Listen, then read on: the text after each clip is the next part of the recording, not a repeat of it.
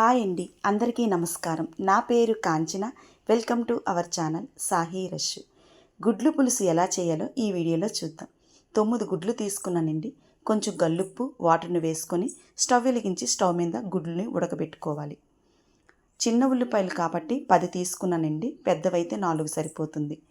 అల్లం, వెల్లుల్లి, స్పూన్ జీలకర్ర వేసి మెత్తగా పేస్ట్ లాగా దంచుకోవాలి.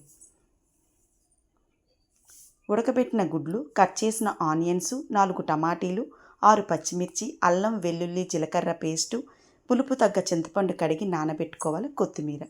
స్టవ్ వెలిగించి స్టవ్ మీద కళాయిలో ఆయిల్ మరిగిన తర్వాత గుడ్లు వేసుకోవాలి. 1/2 స్పూన్ పసుపును వేసుకోవాలి. గుడ్లు ఫ్రై అయిన తర్వాత ఒక ప్లేట్లో తీసుకొని అదే కళాయిలో పచ్చిమిర్చి, ఆనియన్స్ వేసుకోవాలి. ఫ్రై అయిన తర్వాత అల్లం వెల్లుల్లి జీలకర్ర పేస్ట్ని వేసుకోవాలి. టమాటీ ముక్కలను వేసుకోవాలి.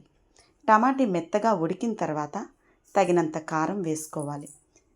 స్పూన్ ధనియాల powder, spoon garam masala powder, తగినంత గల్లుప్పు, కొంచెం వాటర్ వేసుకొని బాగా కలుపుకొని ఫ్రై చేసిన గుడ్లను వేసుకోవాలి.